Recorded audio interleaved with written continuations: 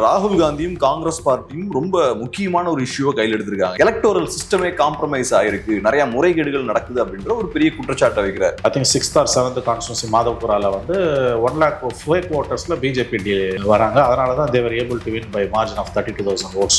இதுல நிறைய பேரோட பேர்ல பாத்தீங்கன்னா வந்து டோர் நம்பரே 00 ஃபாதர் நேம் அந்த ஹஸ்பண்ட் நேம் எல்லாம் பார்த்தா XYZFL அப்படின்லாம் வருது. அப்புறம் போட்டோஸ் வந்து டூப்ளிகேட் ஆகுது. See, there is a problem மட்டும் நல்லா தெரியுது.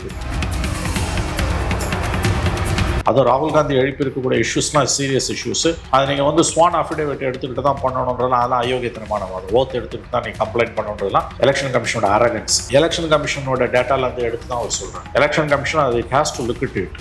இன்னொன்று சொல்கிறாங்க, 24 எலெக்ஷன் 24க்கு பிறகு நடந்த எலெக்ஷன் எல்லாத்தையும் ரத்து பண்ணிடணுமா? 24 பார்லிமெண்ட் எலெக்ஷன் ரத்து பண்ணிடணுமா? 24 பார்லிமெண்ட்டுக்கு பிறகு நடந்த 4 அசம்பிளி எலெக்ஷன் இருக்குல்ல, அதையும் ரத்து பண்ணிடணுமா? ரத்து பண்ணிட்டு மறுபடியும் எலெக்ஷன் நடத்தணுன்ற மாதிரியான ஆர்குமெண்ட் எல்லாம் சில பேர் வைக்கிறாங்க. முட்டாள்தனமானது, அடி முட்டாள்தனமானது.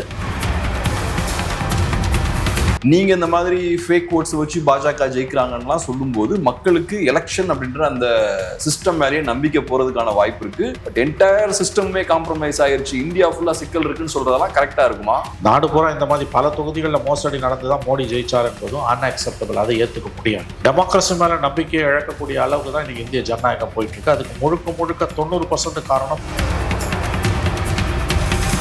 ஸ்டோலன் ஓட்டில் தான் மோடி கவர்மெண்ட்டோட 3.0 நிற்குதுன்றது அட்ரோஷியஸாக இருக்கும். அது நீ ஓட்டு போடுற மக்களை இழிவுபடுத்து, அதெல்லாம் வந்து அன்அக்செப்டபிள். ஆனால் அதை நோக்கி தான் அவங்க போறாங்க. டெமோக்ரஸியில் அப்படிலாம் பண்ண முடியாது. டெமோக்ரஸியில் அப்படி நீங்கள் பண்ண முடியாது.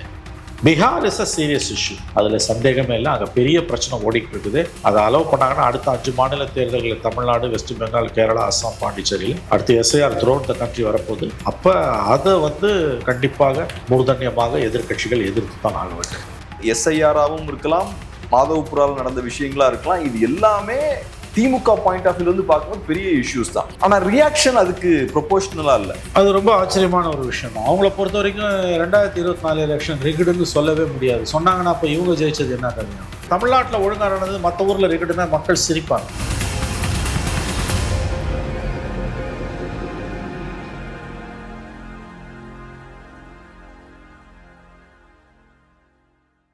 சார் வணக்கம். வணக்கம் சார், இப்ப ராகுல் காந்தியும் காங்கிரஸ் பார்ட்டியும் ரொம்ப முக்கியமான ஒரு இஷ்யூவை கையில் எடுத்திருக்காங்க. என்ன பொறுத்தளவுல ரொம்ப ரொம்ப ரொம்ப முக்கியமான இஷ்யூ இது. ஸோ இப்ப ராகுல் காந்தியை பொறுத்தளவுல நம்மளோட இந்த எலக்டோரல் சிஸ்டமே காம்ப்ரமைஸ் ஆயிருக்கு, நிறைய முறைகேடுகள் நடக்குது அப்படின்ற ஒரு பெரிய குற்றச்சாட்டை வைக்கிறார். சில நாட்களுக்கு முன்னாடி பேசும்போது ஒரு ஸ்டேஜ்ல நின்று அவரு முக்கியமான நிறைய விஷயங்களை எக்ஸ்போஸ் பண்றாரு. சென்ட்ரல் பெங்களூர் தொகுதியில மாதவபுரா அப்படின்ற அசம்பிளி கான்ஸ்டிடுவன்சில நிறைய ஓட்டர்ஸை வந்து ஃபேக்கா உள்ள ஆட் பண்ணிருக்காங்க, ரிமூவ் பண்ணிருக்காங்க, ஃபேக் அட்ரஸ் இருக்கு. ஸோ ஏறக்குறைய 1 லட்சம் ஃபேக் ஓட்டர்ஸ் உள்ள ஆட் பண்ணப்பட்டிருக்காங்க அப்படின்ற பெரிய ஒரு குற்றச்சாட்டை வைக்கிறார். அதுக்கப்புறம் திங்கட்கிழமை அன்னைக்கு எம்பிஸ்லாம் எலெக்ஷன் கமிஷனை நோக்கி அவங்க போறாங்க, ஊர்வலமா போறாங்க. அதுக்கப்புறம் நிறைய பேர் அரெஸ்டும் பண்றாங்க. பெரிய ஒரு இஷ்யூ பெருசா கையில் எடுக்கிறாங்க. எப்படி பாக்குறீங்க முதல்ல, அதுக்கப்புறம் டீடைல்டா போவோம். ஆமா, இப்ப 1 வீக் முன்னால 24 எலெக்ஷன், லோக்சபா எலெக்ஷன்ல மோடி 3rd term ஜெயிச்ச எலெக்ஷன்ல பல இடங்கள்ல முறைகேடு நடந்திருக்குன்னு ராகுல் காந்தி சொல்றாரு. அதுக்கு உதாரணமா அவர் சொல்றது வந்து சென்ட்ரல் பெங்களூர் கான்ஸ்டிடுவன்சி கிட்டத்தட்ட வந்து 6 அசம்பிளி செக்மெண்ட்ஸ்ல 5 அசம்பிளி செக்மெண்ட்ஸ்ல காங்கிரஸ் லீடிங்ல வருது. 6th assembly constituency Madhavapura constituency, 7 constituencies. அதில் I think 6th or 7th constituency மாதவபுரால வந்து 1 lakh ஃபேக் ஓட்டர்ஸ்ல பிஜேபி வராங்க. அதனால தான் they were able to win by margin of 32,000 votes. இதில் நிறைய பேரோட பேர்ல பார்த்தீங்கன்னா வந்து டோர் நம்பரே 00 ஏதோ 1-2 இருக்கும் அந்த மாதிரி, ஆனால் 00. ஃபாதர் நேமு அந்த ஹஸ்பண்ட் நேம் எல்லாம் பார்த்தா XYZFL அப்படின்லாம் வருது. ஈவன் பை கொரியன் ப்ரொனன்சியேஷன் பண்ணால் கூட அது வராது. அப்புறம் ஃபோட்டோஸ் வந்து டூப்ளிகேட் ஆகுது. இது எல்லாமே there is a problem மட்டும் நல்லா தெரியுது. கண்டிப்பாக வந்து 24 எலெக்ஷனில் வந்து அந்த கான்ஸ்டிடுவன்சியில் பெரிய பிரச்சனை நடந்திருக்குன்னு தெரியுது. பட் ராகுல் காந்தி த்ரூ அவுட் த கண்ட்ரியே இது நடந்திருக்குது. அந்த victory it self is flawed ஒன்று. அது வந்து மோசடியில் நடந்த விக்டரின்னு சொல்றது ஃபார் ஃபெச்டு. அதுக்கு உங்ககிட்ட எவிடன்ஸ் கிடையாது. இது லெஜிட்டிமசி ஆஃப் த கவர்மெண்ட்டை ராகுல் காந்தி கொஸ்டின் பண்ணுறாரு. For me it is not acceptable. நான் என்ன சொன்னால் அங்கே நிறைய ப்ராப்ளம்ஸ் இருக்குது. சில கான்ஸ்டிடுவன்சிஸில் பிரச்சனை வந்திருக்கலாம்.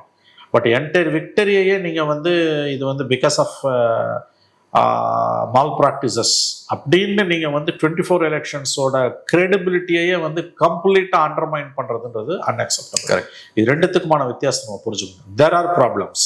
அதுவும் ராகுல் காந்தி எழுப்பி இருக்கக்கூடிய இஷ்யூஸ்லாம் சீரியஸ் இஷ்யூஸ். அதை நீங்கள் வந்து ஸ்வான் அஃபிடேவிட் எடுத்துக்கிட்டு தான் பண்ணணுன்றதுலாம் அதெல்லாம் அயோக்கியத்தனமான வாதம். ஓத் எடுத்துக்கிட்டு தான் நீங்கள் கம்ப்ளைண்ட் பண்ணணுன்றதுலாம் எலெக்ஷன் கமிஷனோட arrogance. There is absolutely no need. நம்ம பி சிதம்பரம் சொன்ன மாதிரி election commission is not a court, it's only ஒரு குவாசி ஜுடிஷியல் பாடி. நீ வந்து இந்த மாதிரி அதுவும் பப்ளிக் டொமைனில் யாராவது கம்ப்ளைண்ட் வச்சாங்கன்னா கூட நீங்கள் வந்து அதை உடனே you have to look it it. And இது எல்லாமே வந்து எலெக்ஷன் கமிஷனோட டேட்டாலேருந்து எடுத்து தான் அவர் சொல்கிறாங்க. ஸோ கம்ப்ளீட்டாக வந்து ராகுல் காந்தியோட சார்ஜஸ் வந்து வெரி சீரியஸ். எலெக்ஷன் கமிஷன் அது it has to look it it. But Congress பார்ட்டியை பொறுத்த வரைக்கும், ராகுல் காந்தியை பொறுத்த வரைக்கும் இந்த என்டையர் மேண்டேட் ஆஃப் 24 வந்து ஸ்டோலன் ஒன்று. அது வந்து ஓட்டு சோரி, திருடி தான் ஓட்டு போட்டு தான் மொத்தமாகவே ஜெயிச்சாங்கன்றது அன்அக்செப்டபிள். அது வாக்களித்த மக்களை நீங்கள் இழிவுபடுத்துறது. ஸோ இது ஒரு ஆஸ்பெக்ட். ரெண்டாவது, பீகாரில் நடந்து கொண்டு இருக்கக்கூடிய ஸ்பெஷல் இன்டென்சிவ் ரிவிஷன் எஸ்ஐஆரில் வந்து 65 லட்சம் voters out of 8 crore voters நீக்கி இருக்கிறது அட்ரோஷியஸ். எலெக்ஷன் கமிஷனோட ஜாப் வந்து இன்க்ளூடு மேக்ஸிமம் ஓட்டர்ஸ் தானே ஒழிய நாட் எக்ஸ்க்ளூடு. பட் அதையும் அவங்க செஞ்சுக்கிட்டு இருக்காங்க. கிளியராக தெரியுது டார்கெட்டடாக வந்து டெலிஷன்ஸ் நடந்துட்டு இருக்குது. ஸோ இது ரெண்டு டிஃப்ரெண்ட் இஷ்யூஸ். 24 எலெக்ஷனில் மால் ப்ராக்டிஸ் நடந்தது. அதுக்கு வந்து ஒரு பானை சோத்துக்கு ஒரு சோறு பதம்னு சொல்லிட்டு ராகுல் காந்தி சென்ட்ரல் பெங்களூர் கான்ஸ்டியூன்சியில் நடந்த ஒரு முறைகேட்டை சொல்கிறாரு. ஒதுக்கி தள்ள முடியாத குற்றச்சாட்டு. More than adequate reasons are available to believe. அதாவது வந்து நம்புவதற்கு நமக்கு நிரம்பவே முகாந்திரங்கள் இருக்கின்றன. அங்கே பிரச்சனைகள் நடந்திருக்குது, மோசடி நடந்துதான் அங்கே வெற்றி உறுதிப்படுத்தப்பட்டிருக்கு என்று நான் நம்புவதற்கு நிரம்பவே காரணங்கள் இருக்கின்றன. ஒரு முழு அளவிலான விசாரணைக்கு உத்தரவிடப்பட வேண்டும். எக்ஸிஸ்டிங் லாஸ் வந்து இப்போ இந்த எலெக்ஷன் பெட்டிஷன் வந்து முதல்ல 3 மாதத்துக்குள்ளே போடணும். அது இல்லாமல் போச்சுன்னா ஸ்பெஷல் பர்மிஷன் வாங்கி கூட போடலான்றாங்க. அப்படி இல்லைனா கூட the Supreme Court can intervene and it can pass any laws or it can change the laws. So அது ஒன்று. ரெண்டாவது, பீகாரில் நடக்கக்கூடியது. ஸோ பீகாரில் நடக்கக்கூடியது மச் மோர் வர்ஸ். ஏன்னா இப்போ 24 எலெக்ஷன் நீங்கள் ஒன்றும் பெருசாக பண்ண முடியாது, முடிஞ்சு போச்சு. இந்த மாதிரி 1 or 2 கான்ஸ்டியூன்சிஸில் வருதுன்னா அது அந்த கான்ஸ்டியூன்சிஸ்க்கு அதுவும் 3 months பீரியட் முடிஞ்சதால் வந்து நீங்கள் ஸ்பெஷல் பர்மிஷன் வாங்கி தான் பண்ண முடியும். அப்படியே இருந்தாலும் ரிசல்ட்ஸை வந்து மாற்ற முடியாது. நாடு பூரா இன்னொரு தடவை எலெக்ஷன் வாங்கிலாம் சில பேர்லாம் பேசுகிறாங்க. அது ரொம்ப முட்டாள்தனத்துக்கு வச்சோம். அதாவது 24 எலெக்ஷனே வந்து மொத்தமாக நம்ம ரத்து பண்ணிட்டு இன்னொன்று சொல்கிறாங்க, 24 எலெக்ஷனு 24க்கு பிறகு நடந்த எலெக்ஷன் எல்லாத்தையும் ரத்து பண்ணிடணுமா, 24 பார்லிமெண்ட் எலெக்ஷன் ரத்து பண்ணிடணுமா, 24 பார்லிமெண்ட்டுக்கு பிறகு நடந்த 4 அசம்பிளி எலெக்ஷன் இருக்குல்ல அதையும் ரத்து பண்ணிடணுமா, காங்கிரஸ் ஜெயிச்ச ஜார்க்கண்ட், ஜம்மு காஷ்மீர், பிஜேபி ஜெயிச்ச ஹரியானா, மகாராஷ்டிரா எல்லாத்தையும் ரத்து பண்ணிடணுமா, ரத்து பண்ணிட்டு மறுபடியும் எலெக்ஷன் நடத்தணுன்ற மாதிரியான ஆர்குமெண்ட் எல்லாம் சில பேர் வைக்கிறாங்க. முட்டாள்தனமானது, அடிமுட்டாள்தனமானது, நடைமுறைக்கு சாத்தியம் இல்லாதது. ஸோ அது நாம் முழுவதும் ஒதுக்கி தள்ள வேண்டும். ரெண்டாவது முக்கியமானது வந்து பீகாரில் நடக்கக்கூடிய எஸ்ஐஆர். அது கண்டிப்பாக நிச்சயமாக உச்சநீதிமன்றம் தலையிட வேண்டும். கோர்ட்டில் கேஸ் வருதுன்னு நினைக்கிறேன். எலெக்ஷன் கமிஷன் இறங்கி வர வேண்டும். ரைட். இதில் என்னன்னா, நான் தொடர்ச்சியாக அது ரொம்ப முக்கியமான விஷயம் அப்படின்னு சொல்றதுக்கான காரணம் என்னன்னா, ஒரு டெமோக்ரஸியில மக்களுக்கு எலெக்ஷன்ஸ் மேல நம்பிக்கை இருக்கணும். நீங்க இந்த மாதிரி ஃபேக் ஓட்ஸ் வச்சு பாஜக ஜெயிக்கிறாங்கலாம் சொல்லும்போது மக்களுக்கு எலெக்ஷன் அப்படின்ற அந்த சிஸ்டம் மேலேயே நம்பிக்கை போறதுக்கான வாய்ப்பு இருக்கு. அப்படி நம்பிக்கை போனா சொசைட்டில நிறைய பிரச்சனைகள் வருவதற்கான வாய்ப்பும் இருக்கு. ஸோ ஆளும் கட்சியும் சரி, எலெக்ஷன் கமிஷனும் சரி, எதிர்கட்சிகளும் சரி ரொம்ப கேர்ஃபுல்லா பக்குவமா இந்த இஷ்யூவை ஹேண்டில் பண்ணும், ரொம்ப ரெஸ்பான்சிபிளா ஹேண்டில் பண்ணும். ஓட்டுக்காக சில விஷயங்கள்லாம் பண்ணியாச்சுன்னா மக்களுக்கு எலெக்ஷன் அப்படின்ற சிஸ்டம் மேல நம்பிக்கை இல்லாம போயிடும். அப்புறம் எலெக்ஷன்ல நம்பிக்கை இல்லைன்னா மக்கள் வேற ரூட்ல போக ஆரம்பிப்பாங்க. அது சொசைட்டிக்கு நல்லது இல்லை. எதிர்கட்சிகள் இதை சென்சிபிளா ஹேண்டில் பண்றாங்களா, ரெஸ்பான்சிபிளா ஹேண்டில் பண்றாங்களா அப்படின்ற ஒரு கேள்வி இருக்கு. எப்படி பாக்குறீங்க? நீங்க சொன்ன மாதிரி ஒரு இடத்துல மேபி சிக்கல் இருக்கலாம், பட் என்டையர் சிஸ்டமே காம்ப்ரமைஸ் ஆயிருச்சு, இந்தியா ஃபுல்லா சிக்கல் இருக்குன்னு சொல்றதெல்லாம் கரெக்டா இருக்குமா? இல்ல, அங்கதான் வந்து நெருக்கடி வருது. இப்போ வந்து பீகாரை பொறுத்த வரைக்கும் அப்போசிஷன் கிளப்பி இருக்கிற இஷ்யூஸ் ஜெனுவன். அது வந்து நம்ம அன்காம்ப்ரமைசிங், அதை நம்ம காம்ப்ரமைஸே பண்ண முடியாது. இப்போ நம்ம 24 தானே பேசுறோம். அதான் பீகாரை பொறுத்த வரைக்கும் நான் சொல்றேன். பீகார் நேற்று ஊர்வலம் போனதெல்லாம் பீகாரை பொறுத்து தான் ஊர்வலம் போனாங்களே ஒழிய பெங்களூருக்கு 24 எலெக்ஷனுக்கு போல, அவங்க பீகாருக்கு தான் போயிருக்காங்க. அது எலெக்ஷன் கமிஷன் கண்டிப்பாக அட்ரஸ் பண்ணணும். எலெக்ஷன் கமிஷன் அட்ரஸ் பண்ணலைன்னா பீகாரோட நிற்காது, 24 எலெக்ஷனும் கேள்விக்குரியாகும். ஸோ பீகாரை பொறுத்த வரைக்கும் எலெக்ஷன் இன்னைக்கு பார்லிமெண்ட்ல டிஸ்கஸ் பண்ண அலோவ் பண்ண மாட்டேன்றாங்க. Parliament is a place you can discuss anything ஆக்சுவலாக. ஏன்னா கவர்மெண்ட் என்ன லாஜிக் சொல்லுதுன்னா, election commission is an independent body, it's a constitution body. How can one constitutional body hold responsible for another ஒன்றாங்க. Nonsense argument. பார்லிமெண்ட்டுக்கு கீழே நீ எதை பற்றி வேணால் பேசலாம். நீ அந்த there is a serious issue. 65 லட்சம் பேரை வந்து ஓட்டர் லிஸ்ட்லேருந்து டெலீட் பண்ணுறாங்கன்னா it's a very serious issue. Number 2 வந்து 24 எலெக்ஷனோட malpractices and Madhavapura central Bangalore கான்ஸ்டியூஷன்ஸோட இஷ்யூ. இப்போ சென்ட்ரல் பெங்களூர் கான்ஸ்டியூன்சி இஷ்யூ பற்றி பேசும்போது அப்போசிஷனுக்கு கூடுதல் பொறுப்பு தேவை. அதில் வந்து ஒரு பானை சோத்துக்கு ஒரு சோறுன்னு சொல்கிறதையும், நாடு பூரா இந்த மாதிரி பல தொகுதிகளில் மோசடி நடந்து தான் மோடி ஜெயிச்சார் என்பதும் அன்அக்செப்டபிள், அதை ஏற்றுக்க முடியாது. அதனால் பீகார் இஷ்யூவையும் தனியாகவும் பெங்களூர் இஷ்யூ 24 எலெக்ஷன் நடந்த மால் ப்ராக்டிஸை தனியாகவும் வச்சு தான் நம்ம பேசணும். இது ரெண்டையும் ஒன்றா வச்சு பேச முடியாதுன்னு எனக்கு தோணுது. நீங்கள் சொல்கிற பாயிண்ட்டு கரெக்டு. டெமோக்ரஸி மேலே நம்பிக்கையை இழக்கக்கூடிய அளவுக்கு தான் இன்றைக்கி இந்திய ஜனநாயகம் போயிட்டுருக்கு. அதுக்கு முழுக்க முழுக்க 90% காரணம் பிஜேபி, எலெக்ஷன் கமிஷன். 10% வேணால் நீங்கள் எதிர்கட்சிகளை சொல்லாமல், அது கூட நெக்லிஜிபிள். ஏன்னா இந்த எக்ஸ்டென்ட்டுக்கு போனது காரணமே எலெக்ஷன் கமிஷன் தான். வேர்ஸ்ட் எலெக்ஷன் கமிஷனர் மோடி வந்து எலெக்ஷன் டைமில் பேசின பேச்சுக்கெல்லாம் வந்து ரேபிட் கம்யூனல் ஸ்பீச்சஸ், ஒரு நடவடிக்கையுமே எடுக்கல. அதுக்கு தாண்டி வந்து இந்த மாதிரி ஓட்டர் லிஸ்ட்டில் நடந்த bungling, it is not EVM, voter list is more dangerous. அதில் நிறைய பங்க்லிங் நடந்திருக்கு. அப்போ இந்த இஷ்யூ அட்ரஸ் பண்ணுறதுக்கு கிரவுண்டுக்கு வர வேண்டிய எலெக்ஷன் கமிஷன் மிரட்டிக்கிட்டு இருக்குது. அதை வந்து இன்டெலிஜிங் and intimidating, blackmail, intimidating the political party leaders. ராகுல் காந்தியை பார்த்து நீ மன்னிப்புகள்னு சொல்கிறதுக்கான எந்த தகுதியும் அருகதையும் உரிமையாக கிடையாது. when there is a charge, நீங்கள் என்ன சொல்லணும், நீங்கள் ஸ்வான் அஃபிடவிட்டில் கொடுன்னு சொல்கிறதில்ல. சரி, கொடுக்கலன்னா நீ வந்து அதை அட்ரஸ் பண்ணு. மாறா நீ ஸ்வான் அஃபிடவிட் கொடுக்கலன்னா மன்னிப்பு கேட்கணுன்றதுலாம் வந்து ஒரு கான்ஸ்டியூஷன் பாடியோட வேலை கிடையாது. அப்போ தன்னோட நம்பகத்தன்மை எலெக்ஷன் கமிஷன் இழந்துகிட்டு இருக்குது. மோடி கவர்மெண்டோட சம்சாகரியாக மாறிட்டு இருக்குன்றது தவிர்க்க முடியாது. இப்போ எலெக்ஷன் கமிஷன் சைட்லேருந்து சில ஃபேக்ட்ஸ் எல்லாம் முன்வைக்கிறாங்க இல்லையா சார், எவிடன்ஸ் எல்லாம் முன்வைக்கிறாங்க. ராகுல் காந்தி நிறைய தவறான இன்ஃபர்மேஷனை ஷேர் பண்ணியிருக்காரு. ஒரு லேடியோட அடையாளத்தை சொல்லி அவங்க 2 தடவை ஓட் போட்டிருக்காங்கன்ற மாதிரிலாம் ராகுல் காந்தி சொன்னார் இல்லையா. அதெல்லாம் போய் அப்படிலாம் பண்ணல, எங்ககிட்ட ப்ரூஃப் இருக்குன்னு எலெக்ஷன் கமிஷன் சொல்றாங்க. அதை எப்படி பாக்குறீங்க? பாயிண்ட் பை பாயிண்ட் ரெப்யூட்டல் பண்ணணும். நான் தான் சொல்றேன், மாதவபுரா சென்ட்ரல் பெங்களூர் வேற, கேப்ரியல் எஸ்ஐஆர் வேற. எலெக்ஷன் கமிஷனோட வேலை வந்து இப்போ வந்து சென்ட்ரல் பெங்களூரை பத்தி பேசும்போது 1 வருஷம் ஆகி போச்சுங்க எலெக்ஷன் முடிஞ்சு. What remedy Congress party wants? இப்போ எஸ்ஐஆர்ல ரெமெடி தெளிவா இருக்குதுங்க. டிஜிட்டல் ஓட்டர் லிஸ்ட்டை கொடுன்றாங்க. 65 லட்சம் டெலிஷன்ஸ் அலோவ் பண்ண முடியாது. ஏன்னா 3 கேட்டகரி தான் டெலிஷன்ஸ்ன்றது. செத்து போனவன், பர்மனெண்ட்லி டிஸ்பிளேஸ்டு, அன்ட்ரேசபிள். இது நான் பிரேக்கப்பை கொடுக்க மாட்டேன்றான் எலெக்ஷன் கமிஷன். 65 லட்சம் பேர்ன்றது very big number. So election commission cannot take umbrage under some sort of laws. So அங்கே வந்து 100% ஐ திங்க் எலெக்ஷன் பீகாரை பொறுத்த வரைக்கும் கிட்டத்தட்ட 100% opposition charges are true and they're justified. நான் அதை தான் நம்புகிறேன்.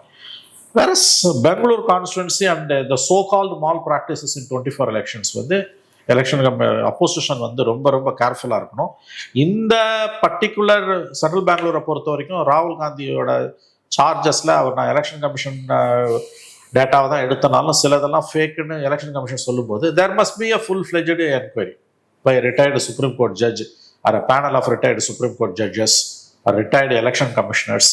there may be a committee. அவங்க வந்து ராகுல் காந்தியோட சார்ஜ் இந்த ஒரு கான்ஸ்டுவன்சியை let them debate, let them inquire. So some sort of an arrangement election commission வரணும். மாறா அது எதையுமே செய்யாம மிரட்டுறது மட்டுமே ஒரே வேலைன்னு வச்சா அது வேலைக்கு ஆகாது. ஸோ இப்போ ராகுல் காந்தியை பொறுத்தளவுல டைமிங் தப்புன்னு பார்க்கலாமா? ஒரு சைட்ல பீகார்ல எஸ்ஐஆருக்கு எதிராக நிறைய விஷயங்கள் பண்ணிட்டு இருக்காங்க. அந்த டைம்ல மாதவபுரா இஷ்யூ அவர் கொண்டு வந்தது ஒரு டைவர்ஷன் அமைஞ்சிருச்சா? இல்லை, டைவர்ஷன் இல்லை. அவங்க வந்து இதை ஒரு கிரெடிபிலிட்டி ஃபேக்டராக கொண்டு வராங்க. எலெக்ஷன் கமிஷனோட நம்பகத்தன்மை வந்து அதில் பாதாளத்தில் போயிட்டு இருக்குது. எலெக்ஷன் கமிஷன் இஸ் த சம்சாகிரி ஆஃப் மோடி கவர்மெண்ட். ஸோ காம்ப்ளிமெண்ட்ரியாக தான் இருக்கும். காம்ப்ளிமெண்ட்ரியாக அதை பார்க்குறாங்க. எஸ்ஐஆரில் மோடி கவர்மெண்ட் எலெக்ஷன் கமிஷனோட அட்ராசிட்டிஸை மேலும் சப்ஸ்டான்ஷியேட் பண்ணுறதுக்கு look the pedigree of the commission இதுதான் இவங்க கொண்டு வராங்க. பட் அங்கே ப்ராப்ளம் என்னன்னு கேட்டிங்கன்னா, when you want a solution, இது ரெண்டும் வேற வேற. இது வேற, இது நடந்து முடிஞ்சது. By way of election commission petition தான் நீ போட முடியும். or you have to approach the Supreme Court or the Supreme Court may have to invoke 142, some sort of a full-fledged inquiry. ஏன்னா நடந்து முடிஞ்ச எலெக்ஷனை கம்ப்ளீட்டாக நல்லிஃபை பண்ண முடியாது, அதுக்கு வாய்ப்பே கிடையாது எனக்கு தெரிஞ்சு. இது வந்து கம்ப்ளீட்லி வந்து ஸ்டோலன் ஓட்டில் தான் மோடி கவர்மெண்ட்டோட 3.0 நிற்குதுன்றது அட்ரோஷியஸ் ஆர்குமெண்ட். அது நீ ஓட்டு போடுற மக்களை இழிவுபடுத்தணும், அதெல்லாம் வந்து அன்அக்செப்டபிள். ஆனால் அதை நோக்கி தான் அவங்க போறாங்க. டெமோக்ரஸியில் அப்படிலாம் பண்ண முடியாது. டெமோக்ரஸியில் அப்படி நீங்கள் பண்ண முடியாது. எப்படி என்டையர் ப்ராசஸே வந்து நீ எப்படிங்க? அப்போ ஜனங்க என்னங்க, அவங்க வந்து எல்லா ஒப்பீனியன் போல்ஸும், நாட் எக்ஸிட் போல்ஸ், எல்லா ஒப்பீனியன் போல்ஸுமே மோடி தான் 36 to 38% வரும்னு சொன்னாங்க. மக்களுக்கு பிடிக்காத ஒரு கவர்மெண்ட்டை பவர்ல உட்கார வைக்க முடியாது. ஜனநாயகத்துல மக்கள் தூக்கி வெளில போட்டுருவாங்க. சோ இன்னைக்கு பெரிய அண்ட்ரஸ்ட் எல்லாம் இல்லன்றதே அதுதான் காட்டுது. மக்களுக்கு பிடிக்காத, மக்கள் எலெக்ட் பண்ணாத ஒரு கவர்மெண்ட் மேல இருக்குன்னா நிறைய அண்ட்ரஸ்ட் இருக்கும். மோடி கவர்மெண்ட், மோடி 3.0 வந்து மக்களால் தேர்ந்தெடுக்கப்படல, அது திருட்டு ஓட்டால இவிஎம் மாத்தி ஓட்டர் லிஸ்ட் டேம்பர் பண்ணி தான் வந்ததுன்றது அயோக்கியத்தனமான ஆர்குமெண்ட். இது வந்து குருட்டுத்தனமான மோடி எதிர்ப்பிலும் மோடி பதவி ஏற்றதை மக்கள் தீர்ப்பை ஏற்றுக்கொள்ள முடியாத சர்வாதிகார மனப்பான்மையில இருக்கிறவர்களால் செய்யக்கூடிய வேலை தான் இது. சில சிக்கல்கள் இருக்கலாம், சில சிக்கல்கள் இருக்குது, நான் மறுக்கல. அது எல்லா காலத்திலுமே இருந்திருக்குது, எல்லா எலெக்ஷன் ப்ராசஸ்லயும் மால் பிராக்டிஸ் இருந்திருக்குது. இந்த தடவை கூடவே இருந்திருக்கலாம், ஐ டூ அக்ரி. பட் ஸ்டில் நீங்க ஒண்ணு கேட்கறேங்க, அவங்க உண்மையிலேயே மால் பிராக்டிஸ் பண்ணியிருந்தாங்க எவ்ரி திங் பை டிசைன்னா 272 சீட் வாங்கினா அவனுக்கு மெஜாரிட்டிங்க. அதை ஈஸியா அந்த 272 அச்சீவ் பண்ணிட்டு போயிருப்பான்ல. 400 பேசினவங்க 304ல இருந்து 303ல இருந்து 400 பேசினவங்க 240க்கு எப்படி வரான்? they have fallen short of majority. They were actually defeated. உண்மையிலேயே அவங்க மால் பிராக்டிஸ் பண்ணியிருந்தாங்க. அந்த வேர்வித்தால் அவங்க கிட்ட இருந்திருந்ததுன்னா மோடி 1.0 மாதிரி 282 அந்த ஃபர்ஸ்ட் நம்ம அந்த figure R minimum 272 is the magic mark. 272 வாங்கிட்டு போயிட்டு இருப்பான்ல. அதை வாங்க முடியலையே அவங்களால அதை வாங்க முடியலன்னா there was a genuine process அர்த்தம் இல்லையா? நிச்சயமா வந்து சிஸ்டம் ஒர்க் அவுட் ஆயிருக்குது. அப்ப எங்கேயோ தவறு நடந்திருக்குன்றத மறுக்கல. பட் ஹோல் ப்ராசஸ் இஸ் ரிக்டுன்றது அயோக்கியத்தனமான ஆர்குமெண்ட். அதுக்கு சரியான உதாரணம், அப்கி பார் 400 பார்னு பேசினவரால தன்னோட 1.0ல 282, 3.2.0ல 303 வாங்கினவரால மினிமம் மேஜிக் ஃபிகரான 272 வாங்க முடியாம has fallen short of 42 seats, 32 seats. அது எப்படி நடந்தது? அப்ப ப்ராசஸ் அங்கே ஒர்க் அவுட் ஆயிருக்குது. எலெக்ஷன் ஒழுங்காக தான் நடந்திருக்குது. தேர் மே பி சம் ப்ராப்ளம்ஸ், மறுக்கல நான். some aberrations or some by design also நடந்திருக்கலாம் ஒழிய இது மக்கள் தீர்ப்பு. மோடியோட 3வது வெற்றி என்பது மக்கள் தீர்ப்பு. கிறிஸ்டோபர் ஜெஃபர்லே சொன்ன மாதிரி power is tilted not shifted. அதிகாரம் சரிஞ்சு இருக்குது, இடம்பெயர்ல. மோடியின் 3வது முறை வெற்றி என்பது மக்கள் கொடுத்த தீர்ப்பு. இதை ஏத்துக்காம தொடர்ந்து பிரச்சனைகளை ஏற்படுத்துவது என்பது அயோக்கியத்தனமானது. அது மக்கள் மன்றத்தில் எடுப்படாது, சட்ட ரீதியாகவும் அது எடுப்படாது. அரசியலமைப்பு சாசனத்திலையும் இந்த தீர்ப்பை மாத்துறதுக்கு எந்த இடமும் வழியும் கிடையாது. இது ஒண்ணு. Bihar is a serious issue, அதுல சந்தேகமே இல்லை. அங்க பெரிய பிரச்சனை ஓடிட்டு இருக்குது. அதை அலோவ் பண்ணாங்கன்னா அடுத்த 5 மாநில தேர்தல்கள் தமிழ்நாடு, வெஸ்ட் பெங்கால், கேரளா, அஸ்ஸாம், பாண்டிச்சேரியில் அடுத்து எஸ்ஐஆர் த்ரூஅவுட் த கண்ட்ரி வரப்போகுது. அப்ப அதை வந்து கண்டிப்பாக மூர்தன்யமாக எதிர்கட்சிகள் எதிர்த்து தான் ஆக வேண்டும். சரி, இப்ப இன்னொரு ஆங்கிளையும் நம்ம பார்க்க வேண்டியது இருக்கு. இப்ப எதிர்கட்சிகளை பொறுத்தளவு ரொம்ப அக்ரெசிவா இந்த விஷயத்த கையில் எடுக்கிறாங்க. குறிப்பா ராகுல் காந்தி ரொம்ப அக்ரெசிவா இஷ்யூவை கையில் எடுக்கிறாரு. ஈவன் அகிலேஷ் யாதவ்லாம் பார்த்தா பேரிகேட்லாம் தாண்டி குதிக்கிறாரு, இந்த மாதிரி விஷயங்கள்லாம் பண்ணிட்டு இருக்காரு. தமிழ்நாட்டுல டிஎம்கேவோட செயல்பாடுகளை பார்க்கும்போது கொஞ்சம் இன்ட்ரெஸ்டிங்கா இருக்கு. ஏன்னா இப்ப டிஎம்கேவை பொறுத்தளவுல பாசிச எதிர்ப்பு, பாஜக எதிர்ப்பு, பாசிசம் தான் உலகத்திலே மிகப்பெரிய சிக்கல்லாம் பேசிட்டு இருக்காங்க. அப்படி இருக்கும்போது எஸ்ஐஆராவும் இருக்கலாம், மாதவபுரால நடந்த விஷயங்களா இருக்கலாம், இது எல்லாமே திமுக பாயிண்ட் ஆஃப் வியூல இருந்து பார்க்கும்போது பெரிய இஷ்யூஸ் தான். எலக்டோரல் சிஸ்டமே காம்ப்ரமைஸ் ஆயிருக்குன்னா அதை விட பெரிய இஷ்யூ வேற எதுவும் இருக்காது. பாசிசத்தால வந்த பெரிய பாதிப்புனா டெஃபினட்டா அதுதான். ஆனா ரியாக்ஷன் அதுக்கு ப்ரொபோஷனலா இல்லை. அவ்வளவு பெரிய பிரச்சனைக்கு ஏற்ற மாதிரியான ரியாக்ஷன் திமுக கிட்ட இருந்து வந்த மாதிரி இல்லை. சிஎம் அவர்கள் ஒரு அறிக்கையோ ஒரு ஏதோ ஒன்று வெளியிட்டு இருக்காரு, சோசியல் மீடியா போஸ்ட் மாதிரி அதை பார்க்க முடியுது. அதுல விமர்சிச்சிருக்காரு. பட் அதை தாண்டி திமுக தலைவர்கள் எல்லாரும் பெருசா பேசின மாதிரி இல்ல, அக்ரெசிவா அதை கையில் எடுத்த மாதிரி இல்லை. இது எப்படி பாக்குறீங்க? அதை அது ரொம்ப ஆச்சரியமான ஒரு விஷயம் தான். அவங்கள பொறுத்த வரைக்கும் 2024 எலெக்ஷன் ரிகுடுன்னு சொல்லவே முடியாது. சொன்னாங்கன்னா அப்ப இவங்க ஜெயிச்சது என்ன கதையாகும்? அதுவும் ரிகுடு தானா? இல்லையே, மக்கள் தீர்ப்பு தானே. தொடர்ந்து 3 முறையா, முதல் தடவை ஜெயலலிதா ஜெயிச்சாங்க, 2வது முறை 3வது தடவையும் ஸ்டாலின் ஜெயிச்சாரு. அது 3வது வெற்றி என்பது பின்னக்கல், மேக்சிமம் அட் யுவர் பீக் 40-0 பாண்டிச்சேரியோட சேர்த்து. அப்போ இப்போ எலெக்ஷன்ஸ் ரிகுடுன்னு தமிழ்நாட்டில் ஒழுங்கா நடந்தது, மற்ற ஊர்ல ரிகுடுன்னா மக்கள் சிரிப்பாங்க. இது ரொம்ப திமுகவால ராகுல் காந்தி கையில் எடுக்கிற மாதிரி ஏன் எடுக்க முடியாதுன்னா, திமுகவுக்கு இந்த ப்ராசஸ்ல வெற்றி கிடைச்சிக்கிட்டே இருக்கு. அப்ப இது வந்து தமிழ்நாட்டில் ஒழுங்கா இருக்கு, மற்ற மாநிலத்தில் ஒழுங்கா இல்லைன்னா மக்கள் வந்து எள்ளி நகையாடுவார்கள். அது ஒரு காரணம். 2வது, மோடியை பகச்சுக்க அவங்க விரும்ப மாட்டாங்க. 3வது தடவை மோடி ஜெயிச்சது வந்து அந்த லெஜிட்டிமசியை ஸ்டாலின் கொஸ்டின் பண்றாருன்னா, இது வந்து மோடியோட எப்படின்னா, மோடியை வந்து நீங்க தொடக்கூடாத இடத்துல தொடுறீங்க, கருவின் குற்றம்னு சொல்றீங்க நீங்க. இது வந்து ரொம்ப raw, you are touching a raw nerve. And Stalin வந்து being a very shrewd politician, அவருக்கு தெரியும் மோடி எங்க தொடக்கூடாதுன்னு. இது ரொம்ப ரிஸ்கி ஃபேக்டர். இது இவங்க அடக்கி வாசிக்கிறதுக்கு அதுவும் ஒரு காரணம். என்னன்னுங்க இவங்க பேசுவாங்க, இது ஒரு மாநில கட்சிங்க. நீ தானே ஜெயிக்கிற. சார் நான் ஒரு சிம்பிள் எக்ஸாம்பிள் சொல்றேன் சார். என்னோட அனுபவத்துல நான் பார்த்தது என்னன்னா 2019 சரி 24 சரி, ஒவ்வொரு தடவை எலெக்ஷன் வர்றதுக்கு முன்னாடி, எலெக்ஷன் நடக்கிறதுக்கு ரிசல்ட் வர்றதுக்கு முன்னாடியும் சரி, ரிசல்ட் வர்றதுக்கு அப்புறமும் சரி, திமுக ஆதரவு யூடியூபுகள் எலெக்ஷன் ரிக்டுன்னு பேசிக்கிட்டே இருக்காங்க. இப்பவும் ஏகப்பட்ட விஷயங்கள் பேசிட்டு இருக்காங்க. இந்த பிரச்சனைகள்லாம் ராகுல் கிளப்பினதுக்கு அப்புறம் எல்லா ப்ரோ டிஎம்கே சேனல்ஸும் இந்த இஷ்யூவை பேசுறாங்க. ஈவன் திமுக சில தலைவர்கள் கூட லைட்டா ஹிண்ட் பண்ணிருக்காங்க. RS பாரதி அவர்கள்லாம் இவிஎம் பத்தி லைட்டா பேசியிருக்காருன்னு நினைக்கிறேன், ஒரு ஞாபகம் இருக்கு அவர் பேசின மாதிரி. ஆனா அவங்க இஷ்யூவா இது அக்ரெசிவா எடுக்க மாட்டேங்கிறாங்க. பட் ஒவ்வொரு தடவையும் பிஜேபி ஜெயிக்கும் போது இந்த இஷ்யூவை திமுக ஆதரவு யூடியூப் சேனல்ஸ் எல்லாம் எடுக்கிறாங்க. பட் திமுக ஒரு இஷ்யூவா எடுக்கல அப்படின்னு பார்க்கலாம். எனக்கு ஏன் இதை சொல்றேன்னா, இதை ஒரு இஷ்யூவா எடுக்கிறதுல அவங்களுக்கு என்னைக்கு சிக்கல் இருந்தது கிடையாது. அவங்கள பொறுத்தளவுல தமிழ்நாட்டுல என்னைக்குமே பிஜேபி வீக்கா இருந்திருக்கு, தமிழ்நாட்டுல பாஜகவை ஜெயிக்க வச்சாங்கன்னா மக்கள் எல்லாம் திரும்பிடுவாங்க, இப்படி நிறைய லாஜிக் எல்லாம் சொல்லுவாங்க. அப்கோர்ஸ் அதுல லாஜிக் இருக்கா இல்லையான்றத இதெல்லாம் சொல்லுவாங்க. இது இந்த யூடியூப் சேனல்ஸை பொறுத்த வரைக்கும் 19 விட ரொம்ப அதிகமாக 24 எலெக்ஷனுக்கு பிறகு அவங்க பண்ணக்கூடிய பிஹேவியர். அது இப்போ ராகுல் காந்தி இந்த SIR இதில் வந்து கடந்த மாதவபுரா இன்சிடென்ட்டுக்கெல்லாம் சென்ட்ரல் பெங்களூர் கான்ஸ்டிடுவன்சி கடந்த 4-5 நாட்களாக கிட்டத்தட்ட ஒரு 100 யூடியூப் சேனலாவது திமுகவால் வளர்க்கப்படுகிற அந்த சேனல்ஸ் வந்து பார்த்தீங்கன்னா இது பை டிசைன். இது திமுகவோட பரிபூர்ண ஆசீர்வாதத்தில் தான் இது நடக்குது. திமுக தமிழ்நாட்டில் ஜெயிச்சது மக்கள் தீர்ப்பு. ஆனால் தமிழ்நாட்டுக்கு வெளியில மோடி ஜெயிச்சது வந்து பை ரிக்கிங்கிறது வந்து திமுகவோட பரிபூர்ண ஆசீர்வாதத்திலையும் கட்டளையிலும் வழிகாட்டுதலையும் நடத்தப்படக்கூடிய ஒரு பிரச்சாரம். மக்கள் மத்தியில் மோடி கவர்மெண்ட்டுக்கு எதிரான அந்த ஒரு கிரெடிபிலிட்டி ஃபேக்டரை கொஸ்டின் பண்ணுறது. அதாவது இது மக்கள் தேர்ந்தெடுத்த அரசு இல்லை, கள்ள ஓட்டு போட்டு தான் மோடி ஜெயிச்சாருன்னு மக்கள் மத்தியில் மனதில் ஆழமாக பதிய வைக்கிற வேலையை தான் இந்த சேனல்ஸ் பண்ணிகிட்டு இருக்காங்க. ஆனால் அதே நேரத்தில் இதை நேரடியாக திமுக பண்ணால் திமுகவுக்கு பெருத்த பின்னடைவை உண்டாக்கும், political or otherwise, political and otherwise. கேள்வி எப்படி வரும்னா, நீ ஜெயிச்சல எப்படி ஜெயிச்ச, நீ ஜெயிச்சா மக்கள் ஓட்டு போட்டாங்க, அவங்க ஜெயிச்சா கள்ள ஓட்டாங்க, மக்கள் மூஞ்சில காரி துப்புவாங்கன்றது திமுக நல்லா தெரிஞ்ச காரணத்தால் ஏதோ ஒன்று ஆற்றுல இறங்குறதுக்கு முன்னால் எதையோ விட்டு ஆழம் பார்க்கல, அந்த வேலையை தான் அவங்க செஞ்சுக்கிட்டு இருக்காங்க. இது வந்து ரொம்ப சிஸ்டமேட்டிக்காக செய்கிறாங்க. கடந்த ஒரு வாரமாக நீங்கள் பாருங்கள், ராகுல் காந்தியோட இந்த ப்ரெஸ் கான்ஃபரன்ஸுக்கு பிறகு 24 எலெக்ஷனே கம்ப்ளீட்டாக ரிகுடு. அதில் ஒருத்தர் வந்து மிகப்பெரிய அறிவாளின்னு அவருக்கு பேர், அவர் யாருக்கோ ஆலோசகராக இருந்தாங்கலாம் சொல்லுவாங்க. அந்த நபர் பேசுகிறார், இந்தியாவே ஸ்தம்பிக்க வைக்கணும், ஸ்ட்ரைக் பண்ணணுமா, 24க்கு பிறகு நடந்த எல்லா எலெக்ஷனுமே நல்லிஃபை பண்ணுமா. நல்லா கவனிங்க, 24க்கு பிறகு நடந்த எல்லா எலெக்ஷனும், 24 பார்லிமெண்ட் எலெக்ஷனு, அதுக்கு பிறகு நடந்த 4 அசம்பிளி எலெக்ஷனை கம்ப்ளீட்டாக வந்து நல்லிஃபை பண்ணணுமா. நல்லிஃபை பண்ணிவிட்டு பிரச்சனையை சுப்ரீம் கோர்ட்டுக்கு எடுத்துகிட்டு போயிட்டு ஃபுல் ஃப்ளெஜ்டு பப்ளிக் ஸ்ட்ரைக் நடத்தணுமா. அதுக்கு பிறகு புதுசாக தேர்தல் நடத்தணுமா.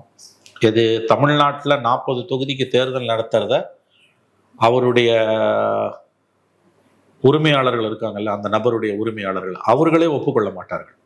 யாரெல்லாம் இவங்களை போஷிக்கிறாங்களோ, யாரெல்லாம் இவங்களுக்கு ஃபண்டு பண்ணுறாங்களோ அவர்களே இதை ஒப்புக்கொள்ள மாட்டார்கள் இல்லையா.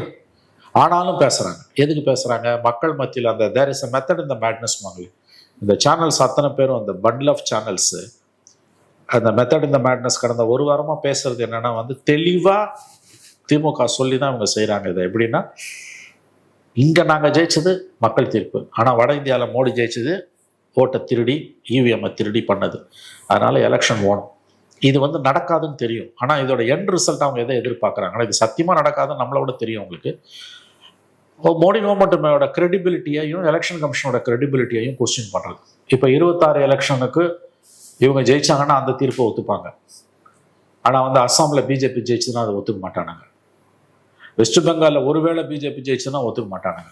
கேரளாவில் பிரச்சனையே இல்லை, யாருன்னா ஒன்று காங்கிரஸ் இல்லை கம்யூனிஸ்ட் தாங்க. ஸோ இந்த மாதிரியான அந்த ஒரு டபுள் கேமு, இந்த மாதிரியான ஒரு கான்ட்ரேரியன் ஸ்டாண்ட் இருக்குது பார்த்தீங்களா. அதாவது வந்து பகுத்தறிவுக்கு பொருந்தாமல், ஒரு குறைஞ்சபட்ச நியாய தர்மத்துக்கும் பொருந்தாமல், எந்த நாம்ஸுமே இல்லாமல் நடக்கிற கேம்பெயின். இதை முழுக்க முழுக்க முழுக்க முழுக்க ஃபண்டு பண்ணி, இதை வந்து கைடு பண்ணி இந்த கேம்பெயின், ஏன்னா சோஷியல் மீடியாவில் இந்த கேம்பெயின் வந்து அக்ரெசிவாக சஸ்டெயின் ஆகிட்டு இருக்கு.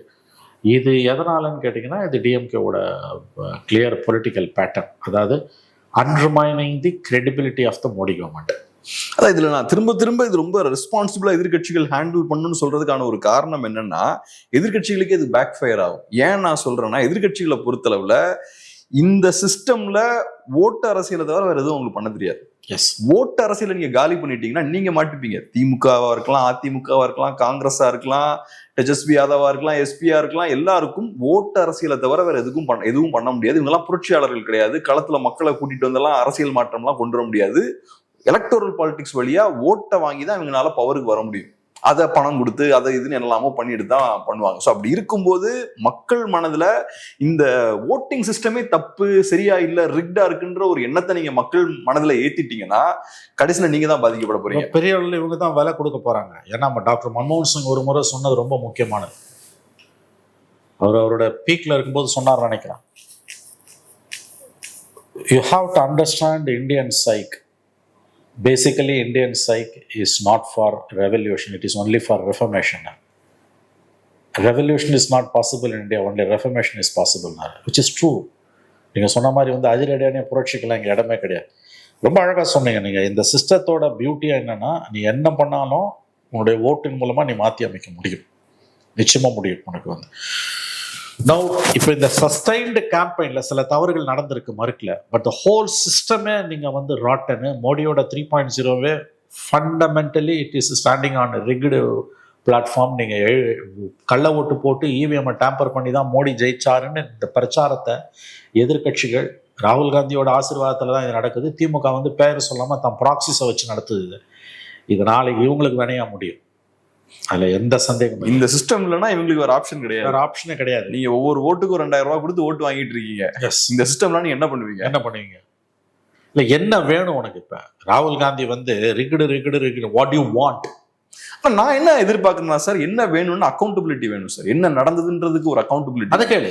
மாதவபுரால சிக்கல் நடந்ததுன்னா வி வாண்ட் அக்கௌண்டபிலிட்டி. யார் ரெஸ்பான்சிபிள், என்ன நடந்ததுன்ற ஒரு கிளியர் பிக்சர் வேணும்ல. 24 எலெக்ஷன் திரும்ப நடக்காது. கண்டிப்பா அதை கேளுன்றான். அதை கேட்க வேணாம்னு சொல்ல. You want accountability, but can you say that 24 election is completely rigged and want a fresh election? அது தப்பான ஒரு வாதம் தான். 24 election completely rigged, nullify the whole ப்ராசஸ்ன்றான். எது 24 எலெக்ஷன், அதுக்கு பிறகு நடந்த 4 அசம்பிளி எலெக்ஷன் அதையும் சேர்த்துக்கிறானுங்க. 24 parliament election is 100% rigged. Change it, nullify it, fresh election தான். எப்படி சாத்தியப்படாது? இந்த ஆர்குமெண்ட்டு வேலைக்கு ஆகாது, இதை யாரும் சீண்ட மாட்டாங்கன்றது உங்களுக்கு நல்லா தெரியும். அதை தொடர்ந்து நீங்கள் மக்கள் மனதில் பதிய வைக்கிறது மூலமா சிஸ்டத்து மேலே இருக்க நம்பிக்கை தான்.